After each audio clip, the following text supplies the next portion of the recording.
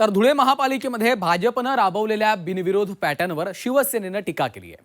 भाजपनं उमेदवार बिनविरोध निवडून आणण्यासाठी प्रतिस्पर्धी उमेदवारांवर दबाव आणल्याचा आरोप शिवसेनेनं केला। भाजपच्या या रणनीतीमुळे शिवसेनेनं अर्ज माघारी घेण्याच्या दिवशी आपले उमेदवार सुरक्षित ठिकाणी हलवले होते।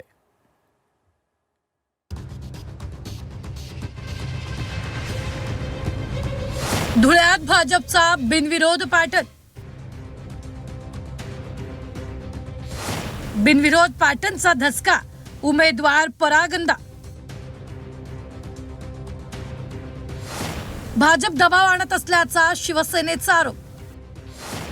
धुळे महापालिका निवडणुकीत भाजपचे 4 उमेदवार बिनविरोध निवडून आले।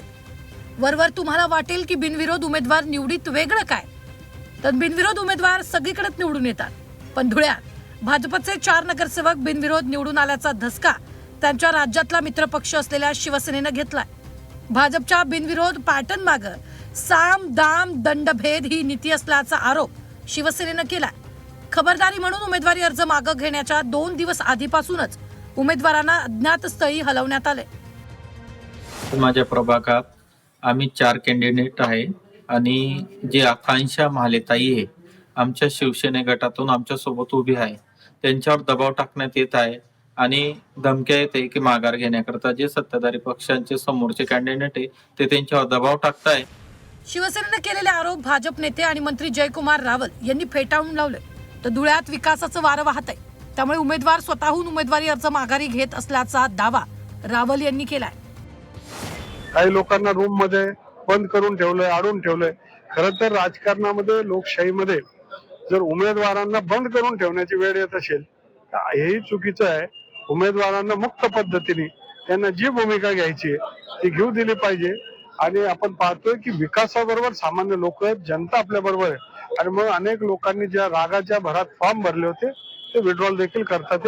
आतापर्यंत 4 लोक माघार झालेत, अजून काय होऊ शकतात। जे झालं तर चांगलं, नाही झालं तर इलेक्शनच्या माध्यमातून जनतेला आम्ही विनंती करणारच आहे।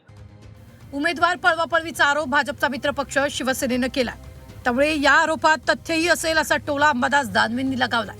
एकनाथ शिंदेच्या शिवसेनेनं जे पेरलं तेच उगवल्याचा आरोपही त्यांनी केला।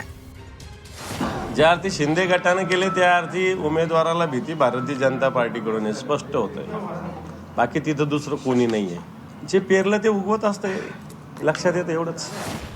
लोकशाहीत निवडणूक जिंकण्याचे अनेक शॉर्टकट वापरले जातात। उमेदवार बिनविरोध निवडून येणं यामागे एक वेगळा मानसन्मान असतो, पण उमेदवार बिनविरोध करण्यासाठी विरोधकांवर दबाव आणणं हा प्रकार भयानकच म्हणावा लागेल।